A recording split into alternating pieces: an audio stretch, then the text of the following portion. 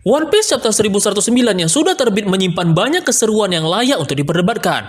Masih memperlihatkan kelanjutan pertarungan Luffy melawan Saturn, di sini kita disuguhi dengan peristiwa besar mengenai Vegapunk yang hendak membagikan rahasia kebenaran dunia. Anyway, ala lama juga wa indah basuo guys. Sekarang ini, Mimin memang lagi fokus sama bisnis di dunia nyata ketimbang YouTube. Dan iya, YouTube kini Mimin alihkan lagi sebagai hobi seperti dulu di awal-awal Mimin membangun mania OP di tahun 2019. Ngejar AdSense itu berat dan ribet bro.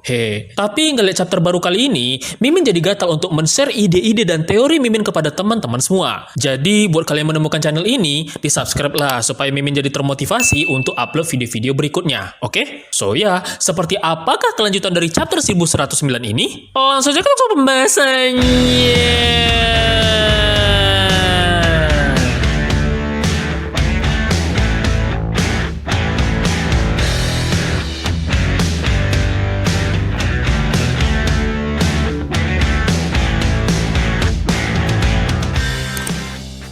Chapter 1109 yang berjudul Akhiran ini dibuka dengan cover yang menampilkan Pulau Onigashima yang tenggelam ke dasar Wano era kuno. Tenggelamnya Onigashima ini merupakan hal yang wajar karena selain Onigashima yang begitu berat, tanah Wano adalah tanah buatan. Ditambah lagi, dengan retakan yang timbul akibat tusukan pedang laut serta tenggelamnya Kaido dan Big Mom ke dasar Wano. Praktis Onigashima pun hanya tinggal menunggu waktu saja untuk tenggelam dan sekaranglah saatnya. Nah, yang jadi pertanyaannya, apakah Kaido dan Big Mom yang tenggelam juga sudah menemukan kota Wano era kuno ini? Dan bagaimana dengan Pluton? Apakah Pluton jadi sedikit terlihat setelah Onigashima tenggelam ke dasar Wano? Menarik untuk ditunggu.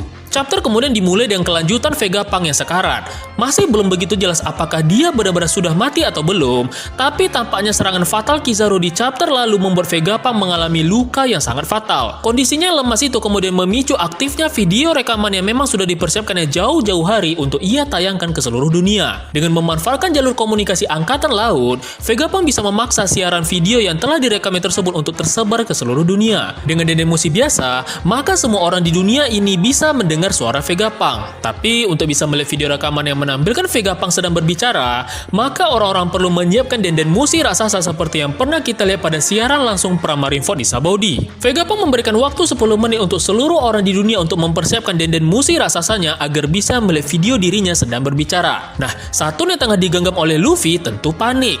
Dia kemudian mengecek empat Gorosei yang lain yang berada di Marejoa menggunakan telepati. Nah, by the way, anyway, and Busway, apakah benar dugaan para Gorosei jika Vegapunk benar-benar sudah mati sehingga itulah yang memicu siaran videonya kini aktif? Mimin sih berharap lebih dari ini coy. Ada 3 hal yang harus kita perhatikan dari insiden ini. Pertama, Vegapunk adalah sosok manusia yang paling jenius di dunia. Kedua, Gorosei sendiri meyakini bahwa pasti ada sumber lokasi dari siaran ini. Dan yang ketiga, Vegapunk suka membuat hologram di Egghead, bahkan termasuk hologram dirinya sendiri. Nah, Mimin berharap jika Vegapunk yang kita lihat tak bergerak di sini adalah Vegapunk hologram atau cloning yang sengaja dibuat Vegapunk untuk menipu Gorosei. Demi kesuksesan rencana daruratnya ini, tentu dia dengan terpaksa tidak memberitahukan semua ini kepada klub topi jerami. Ya, bisa dibilang jika Vegapunk Stella yang asli kini sedang berada di suatu tempat di Egghead dan dialah yang mengaktifkan siaran rekaman videonya itu ke seluruh dunia. Itu jika Vegapunk Stella yang kini bersama Sanji adalah Vegapunk palsu alias prank.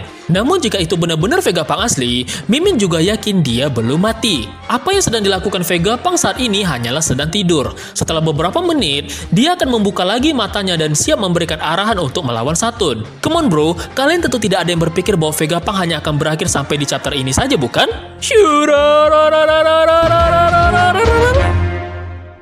Vegapunk live TikTok. Viralnya rekaman Vegapunk tersebut tak pelak membuat dunia heboh.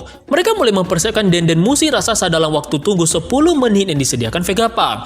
Negara-negara yang pernah dikunjungi Luffy mulai terlihat bersiap-siap seperti Dressrosa, Desa Fusa, dan juga Water Seven. Desa Fusa ternyata tak memiliki musi raksasa sehingga mereka hanya akan mendengarkan suara Vegapunk layaknya mendengarkan suara radio. Morgan, Vivi, dan Wapol juga tak ketinggalan untuk update. Dan ya, Dragon di Kamabaka pun juga akhirnya diperlihatkan. Ivankov yang lama di Impel Down terkaget-kaget melihat kepala Vegapunk yang kini menjadi apel. Sementara Dragon, dia teringat dengan Saka yang tempo hari mengatakan akan mati sebentar lagi. Apakah Dragon akan ke Egghead? Tidak ada tanda-tanda akan hal itu.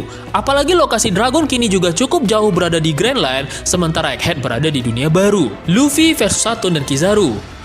pertarungan Luffy versus Satoon dan Kizaru masih terus berlanjut.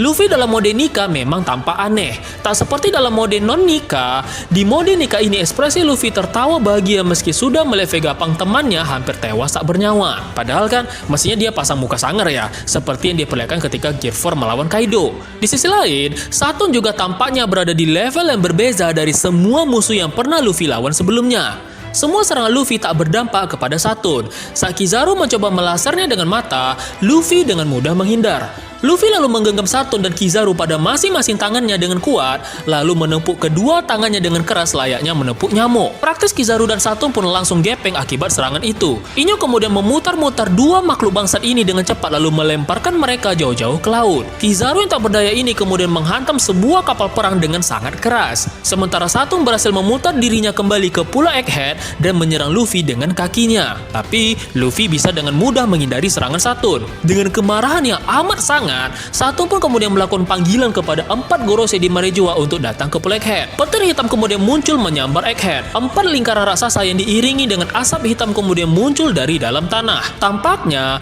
keempat Gorosei ini akan muncul sekaligus langsung dalam wujud full Zoan Awakening-nya. Dari penampilan Gorosei hingga sejauh ini, tampaknya Oda memang sudah menegaskan bahwa Gorosei dan anak buahnya Lucci identik dengan warna hitam ketika masuk ke mode Awakening Zoan-nya. Ini berbeza dengan Luffy yang justru menjadi warna putih ketika dalam mode Awakening. Dan ya, ini seolah seperti menjelaskan bahwa hitam dan putih adalah puncak dari kekuatan yang ada di dunia One Piece. Panel Sanji di akhir chapter juga seperti yang merupakan clue dari Oda untuk cerita ke depan. Kelihatannya, Sanji yang dijuluki kaki hitam ini juga akan belajar bagaimana cara memaksimalkan kekuatan api kakinya menjadi api hitam setelah melihat penampilan Satoon yang identik dengan api hitam itu.